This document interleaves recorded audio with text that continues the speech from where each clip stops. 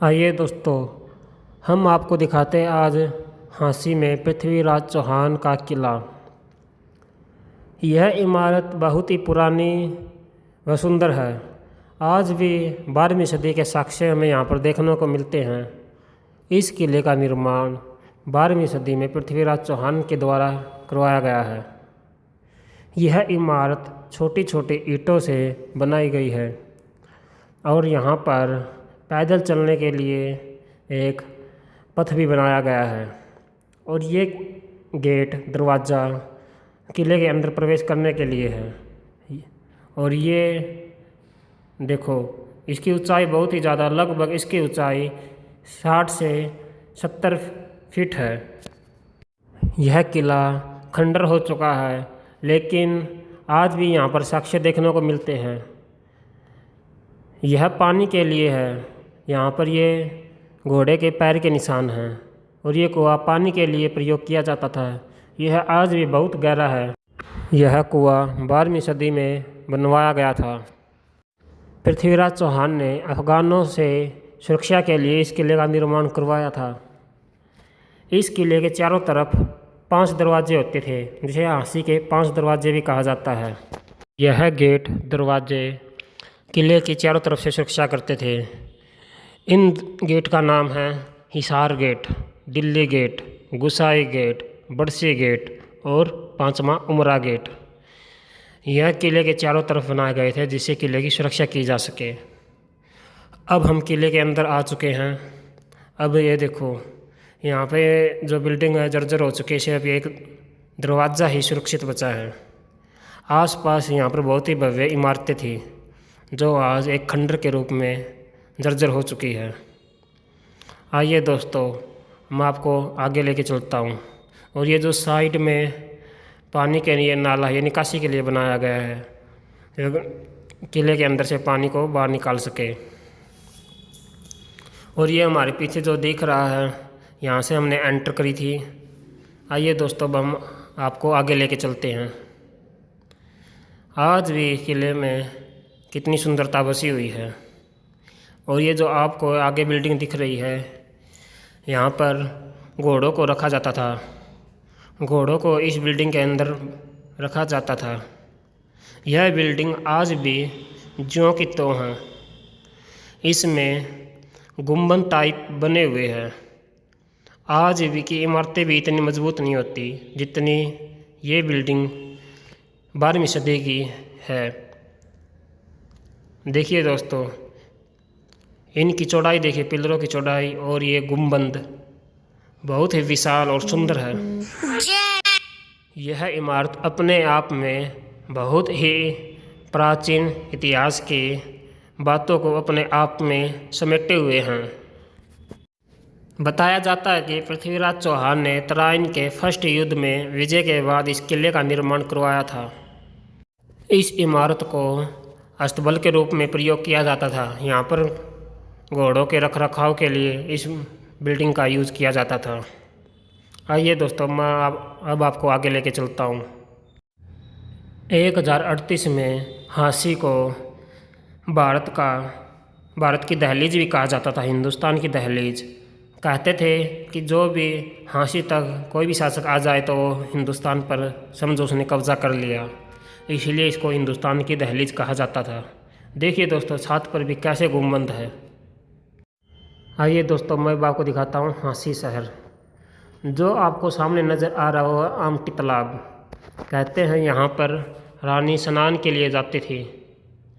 यह तालाब आज भी बहुत ही सुंदर है।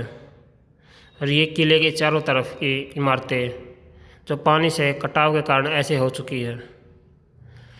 इस आमटी तालाब में आज भी नौकायान होती है। यहाँ पर बहुत ही सुंदर देखने का नज़ारा है। किले के चारों तरफ झांसी शहर बसा हुआ है। यहाँ पर एक पीर बाबा की मस्जिद बना रखी है। बताते हैं इस किले पर भी बहुत ही शासकों ने, बहुत ही राजाओं ने शासन किया। जैसे चौहान वंश ने यहाँ किले पर राज्य किया, दिल्ली सल्तनत ने फिर राज किया, फिर तोमर वंश ने राज किया, फिर जाट सिख ने राज किया और फिर मराठाओं ने भी यहाँ पर राज किया। 12वीं शताब्दी में इसका प्रयोग पानी को इकट्ठा करने के लिए किया जाता था। आसपास से पानी इकट्ठा होकर इसके अंदर जाता था। बरसात का पानी को फिर बाद में नहाने धोने के काम में यूज किया जाता था। यह जल संग्रहालय है। देखो दोस्तों, आपको चारों तरफ हांसी शहर दिखाई दे रहा है। हांसी शहर से लगभग 60 से 70 फीट की ऊंचाई पर यह किला बसा हुआ है। इसमें जो आपको सामने नज़र आ रहा है उससे इसके अंदर से जल को ऊपर लिया जाता था, जिससे इसका प्रयोग किया जाता था। यह आज भी अपनी मजबूती कायम रखता है। चलो दोस्तों, मैं आपको लेके चलता हूँ मस्जिद पर। यहाँ पर कहते हैं इस किले के अंदर एक मस्जिद है।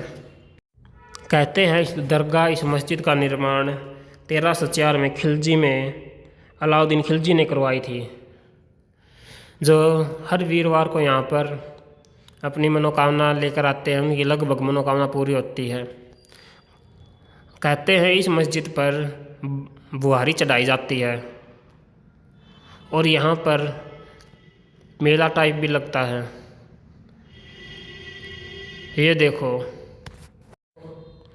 ये निकासी 12वीं सदी की है। आज भी जो की त्यों है। कितनी सुंदर निकासी पिलर पर की गई है। ये देखो दोस्तों, ये सराय थी।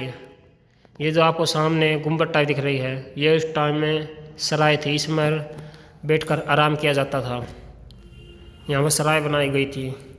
और जो आपको सामने नज़र आ रही है वे भी सराय थी, लेकिन आज सराय को मस्जिद का रूप दे दिया गया है। इस मस्जिद का निर्माण 1304 में खिलजी में अलाउद्दीन खिलजी ने करवाई थी। यह सुल्तान साहिब मेहरान खतर साहिब की मस्जिद है। आइए दोस्तों, मैं आपको एक और सराय के अंदर लेकर चलता हूँ। मैं आपको एक और सराय दिखाता हूँ। आइए दोस्तों,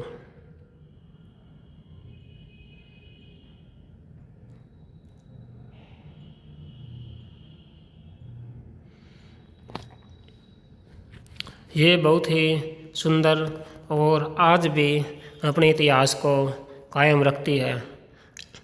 यह सराय आज भी मजबूती के साथ जैसे 12वीं शताब्दी में थी, आज भी वैसे ही मजबूती बनाए रखी हुई है। और दोस्तों, एक सराय ये है, इसका गेट टूट चुका है। ये छोटी छोटी ईंटों से बनाया गया है। यह गुम्बद टाइप आज भी अपनी मजबूती कायम रखता है। इनकी नक्काशी आज भी आपके मन को लुभाती है। इनके अंदर पेंटिंग भी की गई थी, लेकिन वो आज समय के साथ खराब हो चुकी है। बाबा मीरा साहिब को आज भी वीरवार को पूजा पाठ के लिए यहाँ पर आते हैं अपनी मनोकामनाएं लेकर।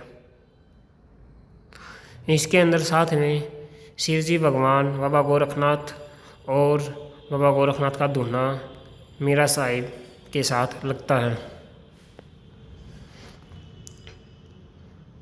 देखिए दोस्तों, ये है सराय अंदर से। यह अपनी मजबूती आज भी वैसे ही कायम रखता है जैसे पहले थी। यह पुरातत्व विभाग के अंदर आता है। इसकी देखरेख पुरातत्व विभाग के अंदर ही की जाती है। पुरातत्व विभाग इसको अपने अंडर ले चुका है। हाँ ये दोस्तों, अब हम आपको कुछ और इमारतें दिखाते हैं।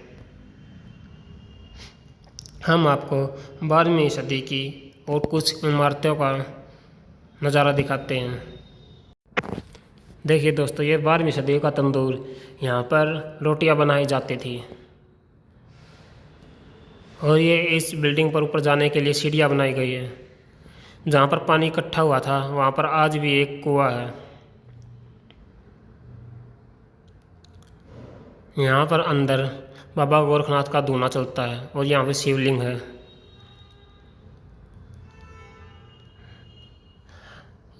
देखिए दोस्तों, आपको पता ही चल रहा है कि इसकी ऊंचाई कितनी है। इसके कुछ कुछ साक्ष्य किले के बाद भी आपको मिल रहे हैं। ये देखो दोस्तों, ये है पुराने कुआं। इस कुआं की गहराई भी लगभग 70 से 80 फीट बताई जा रही है और यह पानी के लिए यूज़ किया जाता था। ये देखो दोस्तों, किले की दीवार वैसी नज़र आ रही है जैसे पहले आती थी।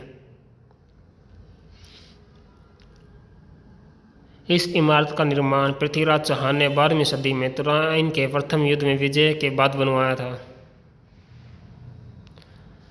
आज ये बहुत ही जर्जर अवस्था में है।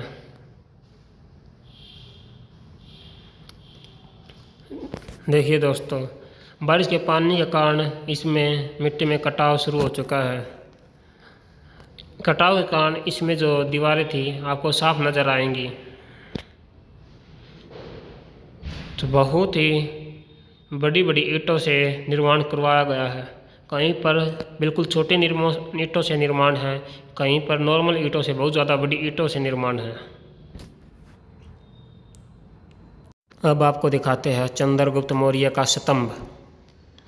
यह है चंद्रगुप्त मौर्य के समय का स्तंभ, जो आज भी इस पर निकासी ज्यों की त्यों दिखाई दे रही है।